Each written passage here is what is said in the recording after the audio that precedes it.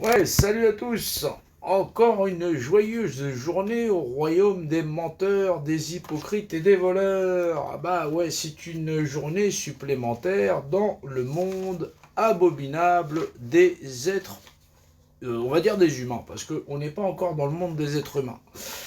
C'est normal parce que fondamentalement, on vit dans une société qui s'est habituée à vivre dans un monde déshumanisé et qui réclame de la liberté. En veux-tu, en voilà, dans un royaume de l'hypocrisie absolument abominable. On ne parle surtout pas des problèmes de société, on ne parle surtout pas du problème effectivement qu'on vit dans un monde inhumain et on voudrait juste retourner dans nos petits restaurants, retourner consommer.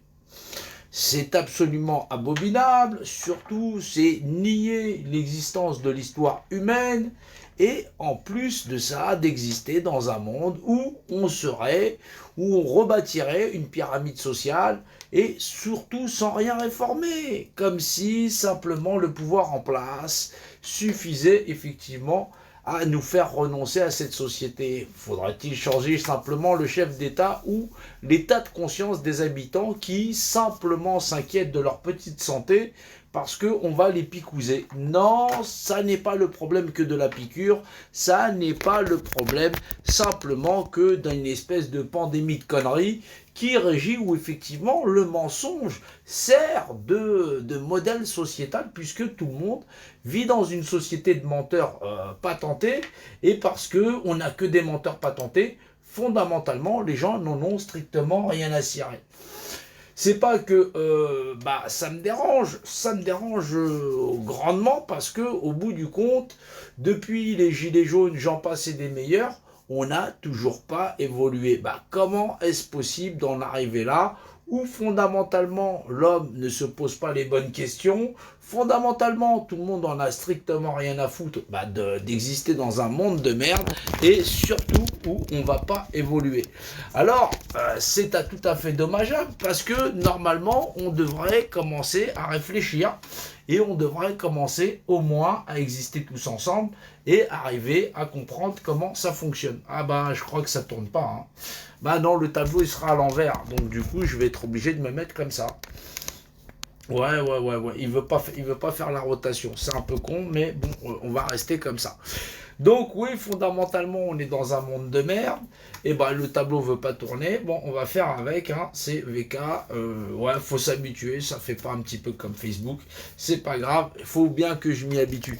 Alors oui, c'est vrai qu'on vit dans un monde de merde. Ce monde de merde, on s'y est beaucoup habitué. C'est un peu dommage parce que on ignore ou on veut pas comprendre qu'effectivement, on vit dans une société du contrôle par hiérarchisation pyramidale. J'essaye de faire entendre raison à la plupart des êtres humains qu'il y a sur cette planète en disant effectivement, ils ne s'en cachent pas du savoir qui leur permet de nous casser la gueule. Effectivement, on vit dans une espèce de pyramide et effectivement, la pyramide a ses secrets. Fondamentalement, puisque tout le monde veut continuer à aller au restaurant dans le fameux royaume de la pyramide où tout le monde est prisonnier, fondamentalement, cette pyramide va décider de notre destinée. Alors, on se souvient bien qu'on a eu des ouvrages, que ce soit la Bible, la Torah, le Coran, patati, j'en passe et des meilleurs, mais ça, à la rigueur, c'est une autre histoire. Faudrait-il comprendre qu'on vit dans un univers en 3 dimensions physiques et fondamentales. Voilà. Parce qu'il ne faut pas oublier qu'on nous a dit vous connaîtrez la vérité vous affranchira.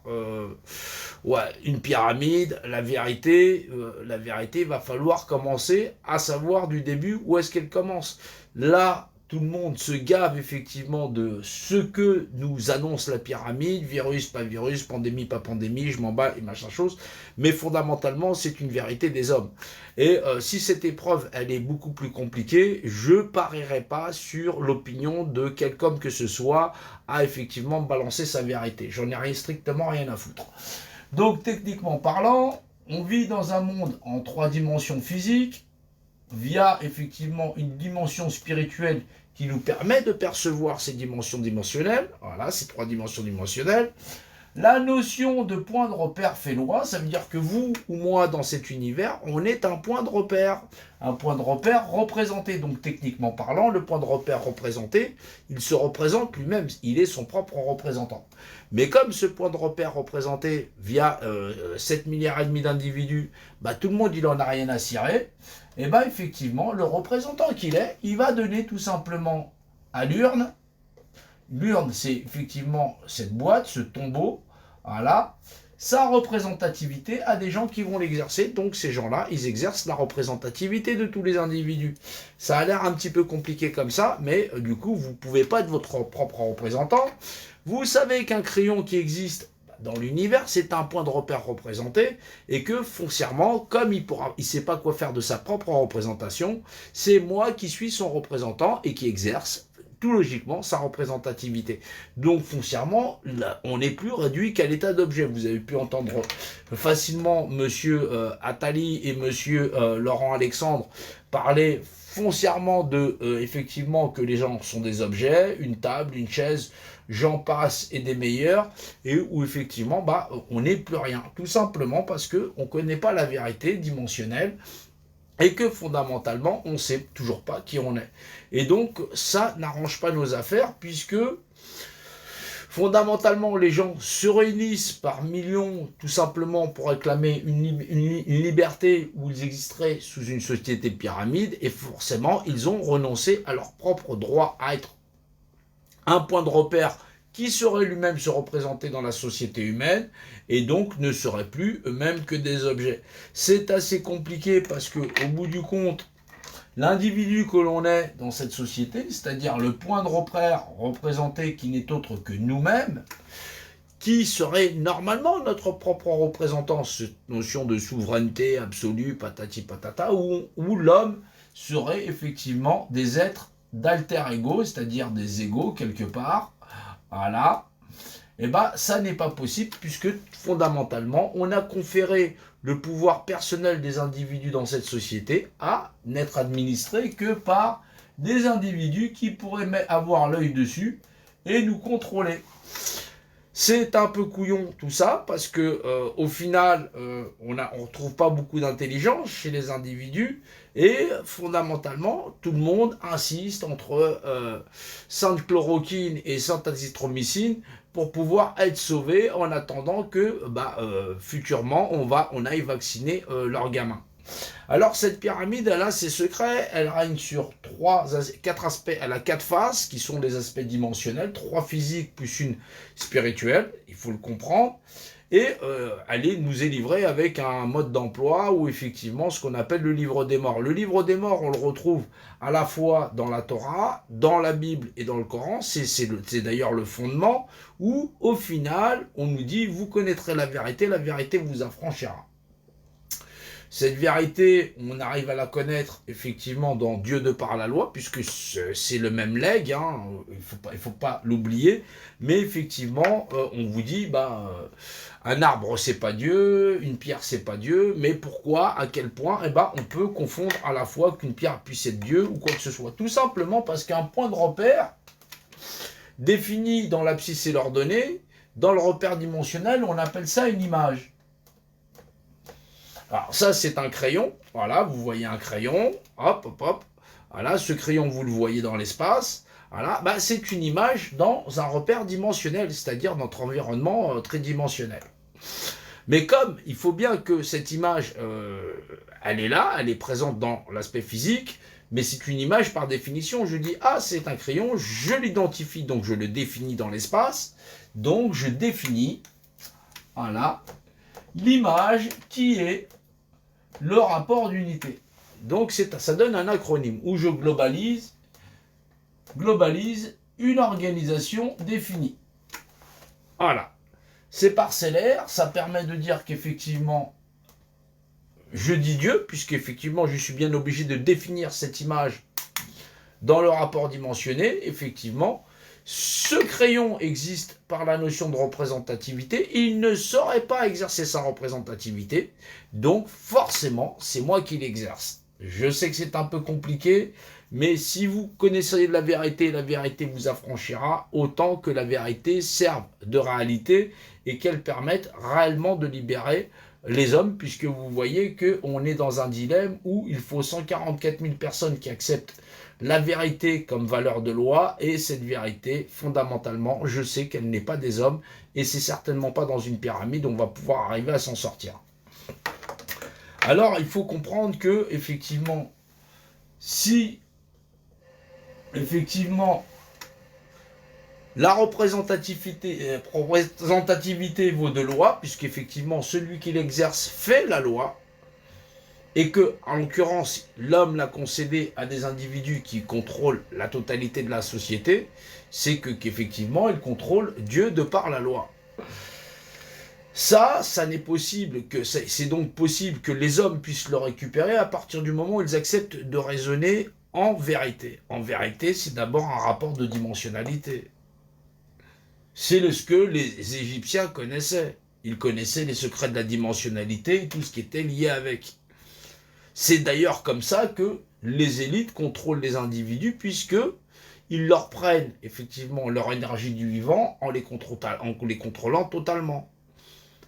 Mais pour pouvoir rééquilibrer ce rapport de force, il est demandé 144 000 qui soient dans la vérité, dans l'épreuve des pyramides et de l'énigme du Sphinx. C'est ce que vous pouvez retrouver sur mes autres lives sur la chaîne YouTube. Voilà. Et c'est ce qui permet de comprendre pourquoi on doit réunir 144 000 au secret du monticule, puisque l'obélisque original qui se trouvait à Gizeh, c'est-à-dire non loin de la pyramide de Khéops, il est à Paris, et qui fait que, fondamentalement, au moment final, c'est-à-dire la fin, c'est le 7 septembre, voilà, donc ce sera 6, 7 et 8 septembre à Paris, sur la place de la Concorde, pour pouvoir dire qu'on accepte de changer de paradigme sur le fondement de la vérité, qu'on est d'accord de Dieu de par la loi. C'est ce qui donne les lois physiques et fondamentales, la géométrie sacrée, tout ce que vous connaissez, ou ce que vous ne connaissez pas. Mais c'est ce qui permet à deux individus, voilà, des équivalents, effectivement, d'être les mêmes représentants de par la loi et d'exercer eux-mêmes leur représentativité. On a conduit les hommes avec des grands ouvrages qui ont formé effectivement les dogmes. On sait qu'il y a plein d'histoires ou plein de machin choses autour, mais qui, normalement, fait que je préfère confier la destinée de l'humanité à un raisonnement logique et sensé, plutôt qu'à liberté, Macron dégage ou patati patata. On n'a pas la même méthodologie entre moi, X, Y ou Z, ça fait depuis le début des mouvements que je suis là. Donc vous pouvez regarder mon travail, il est tout à fait logique, rationnel, voilà. Et je préfère confier la vie de l'humanité à un raisonnement logique, raisonnable, de nature à faire valoir le savoir universel, plutôt qu'à des individus qui seraient prêts à jurer de la destinée de l'homme par rapport à leurs opinions ou leurs desseins politiques, ou j'en passe et des meilleurs. Tout simplement parce que ceux qui nous contrôlent, du moins la chaîne qui nous contrôle, est dotée d'un compas et d'une équerre. Ça sert à faire de la géométrie dans un repère dimensionnel. Faut pas être con non plus. Voilà. C'est un système de contrôle qui est installé depuis très longtemps, avec une horloge intégrée qui dit qu'effectivement, si au moment final, on n'est pas capable de réunir le nombre par la structure, c'est-à-dire 144 000, 144 000, c'est pas le nombre d'individus en tant qu'individus, nous, faut pas ramener ça à nous-mêmes, c'est 144 000 individus, le mot individu signifie l'indivisible. Or, 144 000 individus, c'est la structure de l'univers, la structure unifiée de l'univers. Il y a un univers, on vit dans 4 dimensions physiques, 3 physiques et une spirituelle, ça fait quand même, c'est intégré dedans, puisque on vit dans un monde physique, voilà, pour des individus qui sont eux-mêmes quadridimensionnels, c'est-à-dire qui sont de 3 dimensions physiques, plus de nature spirituelle, et qui vivent dans la trinité dimensionnelle. C'est donc un langage dimensionnel. Donc la somme de cette connaissance, de ce savoir sont quand même assez phénoménales. Ils permettent de comprendre la logique, les mathématiques, les sciences physiques et la totalité, et qui sont d'une nature tout à fait rationnelle. tout en sachant qu'effectivement, on vit des périodes qui sont effectivement, qui ont été annoncées dans ces ouvrages, que c'est de nature cataclysmique, voilà, et de cataclysmique sociale. Vous voyez que effectivement, tout s'est déclenché comme à rien entre les gilets jaunes, la crise Covid et tout ce qui va avec. C'est qu'il y a un relationnel qui fait que, grosso modo, les hommes vivant dans un monde de mensonges, ils se mangent des mensonges du matin jusqu'au soir, et tout ça de manière où ils ne peuvent pas s'en sortir. Donc ils sont coincés dans un labyrinthe qui est inextricable, puisqu'on va continuer à leur mentir. Ceux qui contrôlent le pouvoir le contrôlent encore, ils contrôlent d'autres nations, ils sont capables de faire rentrer les hommes dans des conflits interminables. Or que si simplement l'homme admet qu'il y a une vérité au-dessus de tout, et que si fondamentalement il suffit de connaître la vérité pour pouvoir en sortir, autant qu'elle soit d'ordre dimensionnel et qui ait permis à ceux qui nous contrôlent de contrôler totalement les hommes.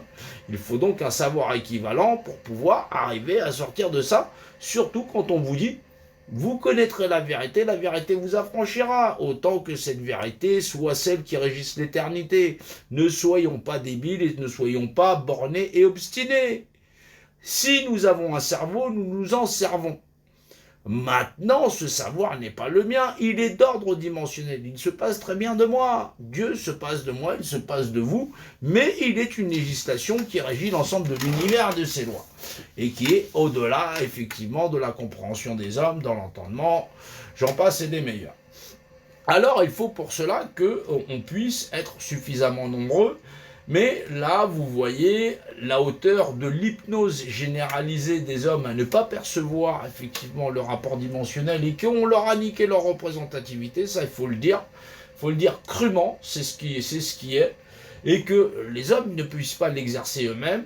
Il y a un moment donné où il faut choisir entre la vérité des hommes et la vérité dite de Dieu, puisque fondamentalement, au moins quand on dit quelque chose, je globalise une organisation définie, c'est marqué en toutes lettres dans tous ces ouvrages, Dieu c'est l'unicité, l'unicité, vous le savez, vaut pour une unité, je vous demande simplement de rationaliser, et effectivement de confier plus la vie de vos enfants à la rationalité, que, effectivement, à l'opinion de tout un tas de millions d'individus qui diraient tout simplement liberté. Donc, il y a un moment donné où on doit être d'accord avec nous-mêmes, on doit être d'accord avec le fait de savoir ce qu'on fait, pourquoi on le fait, et surtout d'en rétablir effectivement la véritable valeur des choses. Si la vérité n'est pas d'abord de nature dimensionnelle, nous vivons dans un monde dimensionnel. La propriété du volume n'appartient qu'au volume. Nous sommes prisonniers de cette pyramide. Comment dire que cela est le contraire? Il y a un moment donné dans la vie d'un être humain où on doit apprendre à choisir entre sa propre opinion et une vérité qui régit l'ensemble de l'univers. Donc, dans ce cas-là, je ne me fie pas à mon opinion, je préfère me fier à des choses qui ont fait leurs preuves, les mathématiques, les sciences, et qui nous ramènent dans le raisonnement et l'entendement à une vérité qui est de nature qui a ne pas faillir à aucun moment que ce soit. C'est donc normalement que je dis que raisonnablement on doit rendre à César ce qui est à César et à Dieu ce qui est à Dieu, c'est-à-dire l'univers et sa totalité. Si maintenant il existait des créatures puisqu'on voit bien que ces glyphes-là sont bien antérieurs à l'apparition de l'homme sur la Terre en tant que modèle de civilisation, que notre civilisation humaine sur la Terre ne sont pas de taille à rivaliser avec cette forme de connaissance qui est pourtant là depuis très très longtemps. Il y a donc un moment donné, raisonnablement dans la vie des êtres humains sur cette terre, le fait de se plier au raisonnement, à l'entendement, et de faire un tout autre chemin que de se réunir tout simplement à dire liberté, liberté chérie, mais bien à s'appliquer à comprendre une logique qui nous entoure, voilà, où phénoménalement on se rend compte que tout ce qui se passe sur cette terre n'est pas d'une très grande logique, que ce type de connaissance nous a piloté d'un âge très primaire jusqu'à la société moderne que nous connaissons est toujours guidé par les mêmes individus. Donc on a appris à compter, à lire, à échanger, s'établir un modèle de société. On en a plutôt pas trop mal profité pour certains, et pour d'autres ça a dû être très difficile. Mais fondamentalement, nous propose une société beaucoup plus équitable. Alors, est-ce que nous acceptons de faire ce pas vers une humanité qui serait pensée rationnellement et de dire que dans la rationalité, nous sommes tous des équivalents et c'est donc cela la société qu'on nous propose dans l'art de si nous acceptons de vivre en vérité et en réalité dans un monde où forcément l'intelligence dimensionnelle serait le modèle sociétal au-delà effectivement de notre simple compréhension mathématique, arithmétique, à ne voir que notre profit. C'est donc ça ce que je fais depuis le début, c'est là où effectivement j'ai décidé d'aller et d'aller rationnellement dans cette direction en l'expliquant de moult et moult manières, surtout dans l'art d'éclairer plus amplement les capacités cognitives de tout un chacun à comprendre le monde dans lequel nous vivons. C'est donc pas pour rentrer en concurrence les uns avec les autres, mais bien pour raisonner. Et ces valeurs, on les retrouve aussi dans les livres de dogmes, dans ce que nous partageons en famille, avec nos enfants, avec nos proches, où effectivement on s'en irait de la maison, on laisserait les enfants à la maison, et on ne les retrouverait pas là, en train d'essayer de se marchander le contenu du frigo. Ou de se battre sur l'aspect territorial de chacun occuperait telle ou telle place dans la maison. On leur demande tout simplement d'être fraternels et il semblerait que cette démarche ait l'air d'être la même. Alors, c'est un effort supplémentaire que je réclame à tout à chacun, toujours dans le raisonnement et l'entendement, de faire valoir que, effectivement, c'est avec un raisonnement éclairé que nous devons affronter ce que nous avons affronté. C'est de nature, certains diront biblique, mais faudrait-il encore, pour ceux qui n'ont pas ce genre d'acquis, de comprendre que si on veut un monde humain, ça vient du mot grec la matière, la terre, voilà, et donc c'est d'être très très terre à terre dans le raisonnement et l'entendement. C'est tout ce qui est demandé, et effectivement, 6, 7 et 8 septembre, d'être présent place de la Concorde pour pouvoir effectivement avoir ce fameux jugement où effectivement l'homme prendrait sa place et irait rejoindre effectivement ce grand séminaire qu'est l'univers et les civilisations qui l'habitent. Il y a donc un moment dans l'histoire des hommes où on doit opérer ce changement. Il faudra être le nombre par la structure. 144 000, c'est le nombre minimum d'individus qui servent à valider l'ensemble de l'humanité dans l'ouverture d'un nouveau monde sociétal et qui permet de nous qualifier. Sinon, effectivement, nous aurions totalement échoué. Et là, je ne vous laisse pas présager du pire à venir.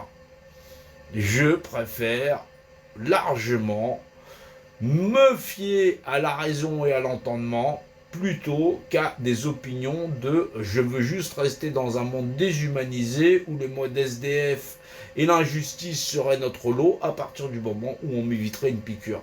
Je ne suis pas guidé par la peur, je ne suis pas guidé par l'effroi, je ne suis pas guidé par le profit, simplement par l'entendement de nous vivons dans un univers qui possède bien et bien des lois et j'admets qu'elles sont réelles, physiques et fondamentales et qu'elles sont certainement mieux pour garder l'ensemble de l'humanité et de toute généalogie confondue et qu'un monde pourri de merde ne manquera pas aux générations futures. Donc c'est donc comme cela que j'avance, c'est comme cela que j'ai toujours progressé, c'est comme cela que j'ai toujours avancé, et c'est comme cela qu'effectivement je me suis lié d'amitié avec tout un tas d'individus dont l'honnêteté est irréprochable et leur vertu. C'est ce qui me permet à la fois parfois de créer des alliances et parfois de m'en séparer parce que effectivement les individus sont plus guidés par leurs intérêts que par leurs vertus.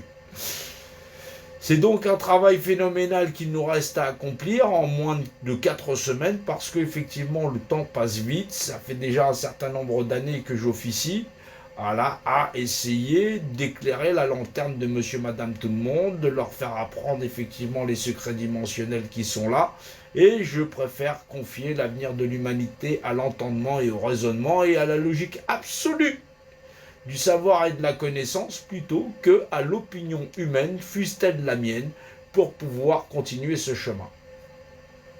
C'est donc en remerciant tout le monde et chaque individu du partage qu'il va faire et de l'entendement, de la compréhension de ce qui est partagé humblement dans le fait de dire il y a bien une porte de sortie, mais qui diffère totalement de l'entendement de la majorité, de cette majorité qui se sent acculée et juste menacée dans l'existence pourrie d'un monde déjà fini et qui, en plus, manque largement de vertu.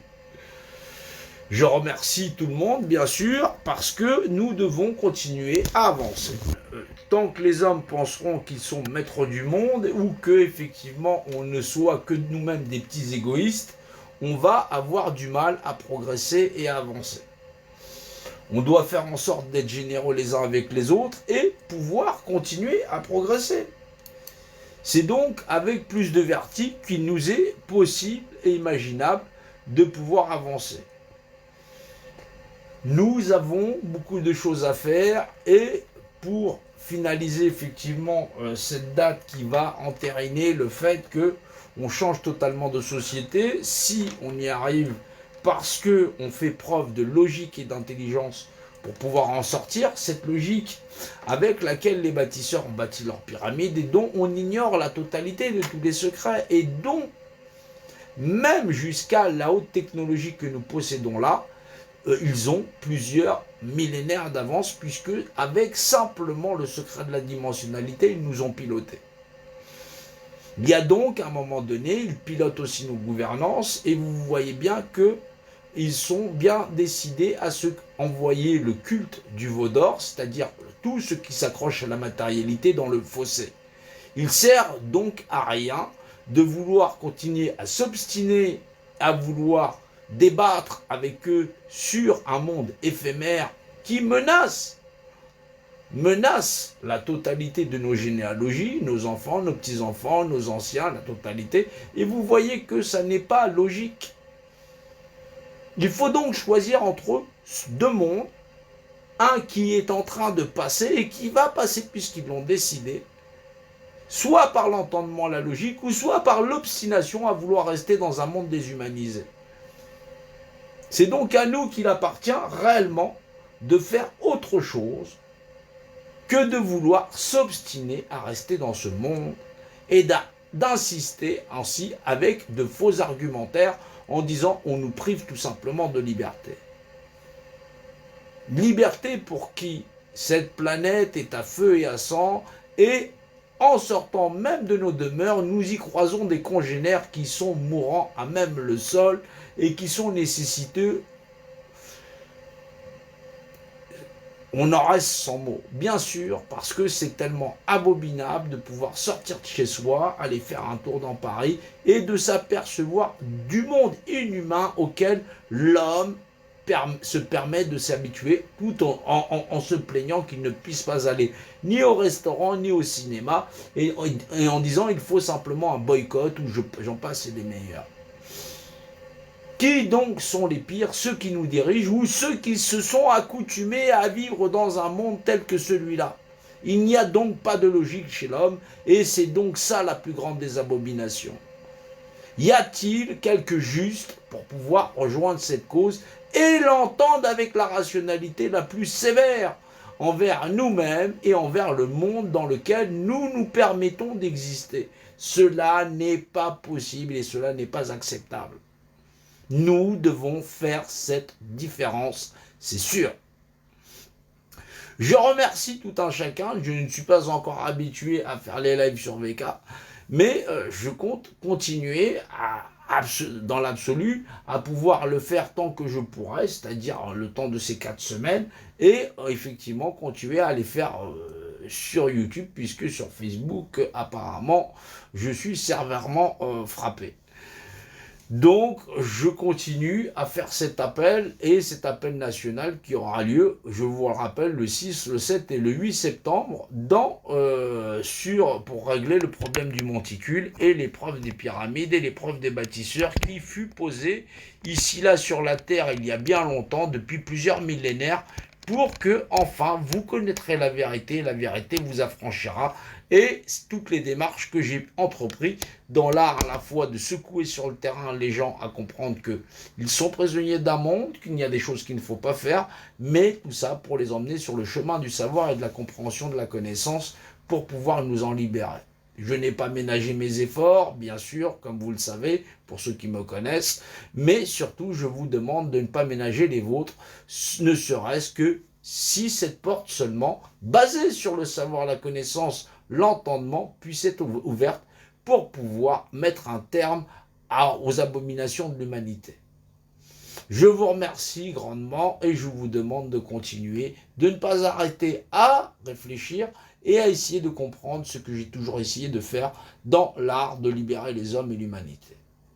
C'est un travail que chacun doit faire envers les siens, envers les proches, envers notre nation même, pour pouvoir stopper les abominations qui sont en cours et qui doivent pouvoir s'arrêter. Et je vois bien que, à travers le combat des hommes, à s'adresser effectivement aux bourreaux, nous n'arriverons pas à les arrêter.